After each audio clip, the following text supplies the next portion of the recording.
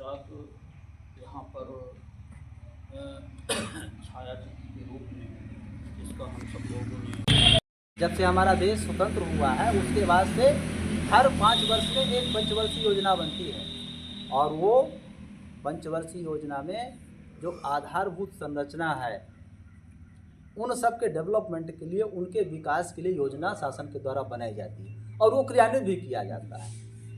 और क्रियान्वित करने के बाद उसका स्ट्रक्चर और उसका स्वरूप भी गांव में दिखाई देता है। ये भी सही बात है। आज सड़कें बेहतर हैं, पानी के साधन उपलब्ध हैं, ग्राम पंचायत भवन बने हुए हैं, सामुदायिक भवन बने हुए हैं, आंगनबाड़ी केंद्र बने हुए हैं। सही बात है ना? बिजली है। तो व्यक्ति के लिए जो मूलभूत आवश्यकताएं हैं वो सब उपलब्ध करवाने का काम पंचवर्षीय योजना के माध्यम से सरकार करती चली आ रही है। उसमें सफलता भी प्राप्त किया, नो डाउट, इसमें कहीं कोई शंका की बात नहीं है।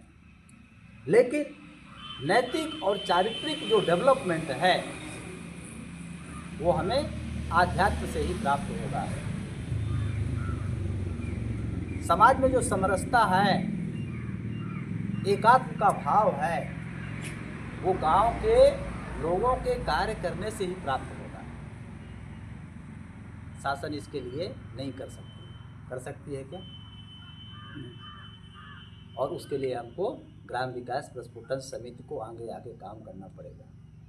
और जब तक ये नहीं करेंगे तब तक जो परम आनंद की प्राप्ति है, जो जिसको प्राप्त करने के लिए हर एक व्यक्ति निरंतर प्रयास करता है, चाहे वो शिक्षक हो, चाहे वो किसान हो, चाहे वो अधिकारी हो, चाहे वो कर्मचारी हो, हर एक व्यक्ति का अंतिम जो उद्देश्य रहता है वो सुख की प्राप्ति करना है।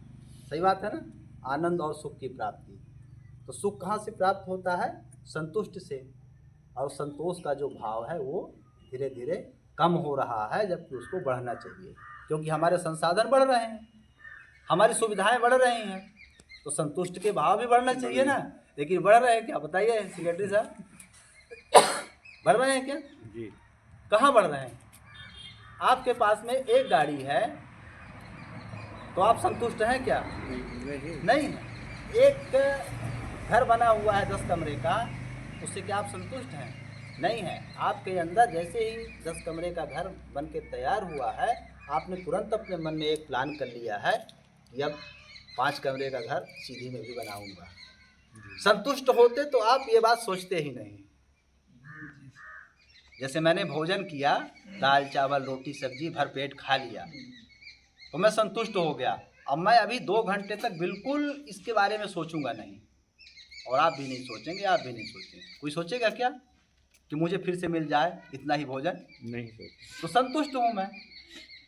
इसी प्रकार से अन्य चीज़ों को प्राप्त करने के बाद क्या व्यक्ति के अंदर संतुष्ट है? व्यक्ति संतुष्ट है क्या? और जब वो संतुष्ट नहीं है तो उसको आनंद की प्राप्ति नहीं होगी। और हर एक व्यक्ति इसी को प्राप्त करने के लिए काम करता है। नौकरी करने वाले की अंतिम चाहत क्या है? सुख की प्राप्ति करना। विद्यार्थी जो पढ़ाई जो कर रहा है तो वो क्यों पढ़ाई कर रहा है? पढ़ूंगा, परीक्षा पास करूंगा, नौकरी करूंगा, पैसा कमाऊंगा। पैसा कमाने के बाद क्या करोगे भैया? आनंद करूंगा, सुख की प्राप्त करूंगा। किसान के लिए भी यही फार्मूला लागू है। किसान से भी पूछिए आप, क्यों कर रहे हो खेती? कहता है कि खेत है मेरा तो कर रहा हूँ। फिर क्या करोगे इससे? अनाज पैदा करूँगा। फिर अनाज पैदा करके क्या करोगे भाई? बेचूंगा और खाऊंगा। तो बेच के क्या करोगे तुम भाई? पैसा लूँगा। फिर पैसा के बाद क्या करोगे भाई? तो कहेगा हो गया।